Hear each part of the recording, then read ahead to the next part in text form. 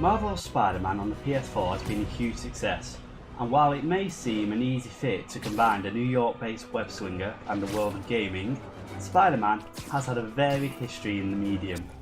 Insomniac Games have done him justice, not only with the gameplay, but also the narrative of the main game story, as well as his side quests. If you are getting the impression that this guy really enjoyed this game, you don't know the half of it. Spider-Man is the first non-Telltale game that I have 100%ed, and I'm not an achievement hunter at all. But I couldn't help do everything that this game has to offer. Any excuse to start swinging over the traffic of the urban sprawl, oft referred to as the Big Apple. The combat is obviously taken unashamedly from the Batman Arkham series, but it soon becomes apparent that this combat was made for Spidey.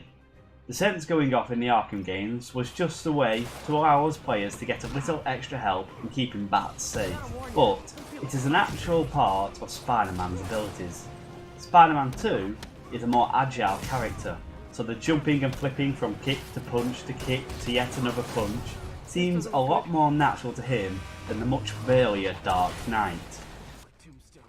I struggled with the combat initially, as I do too in the Batman games, but gradually I got used to it, and Spider-Man started to look competent. Mostly.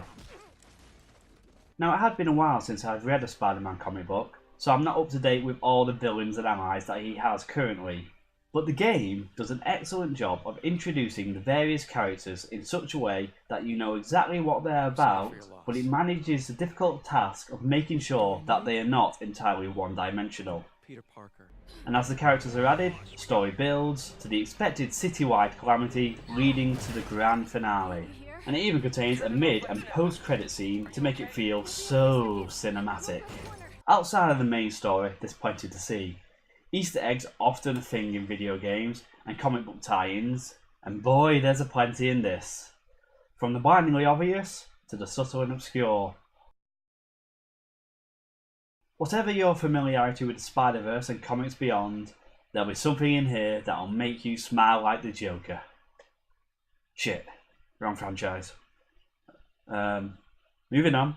So basically, Spider-Man has been a joy, and I just wanted to say bravo to the people at Insomniac Games for bringing back the joy of my childhood fave to a man in his 30s. Thanks for watching, and goodbye! Hey, I didn't die that time. Lead the way. We'll be right behind you.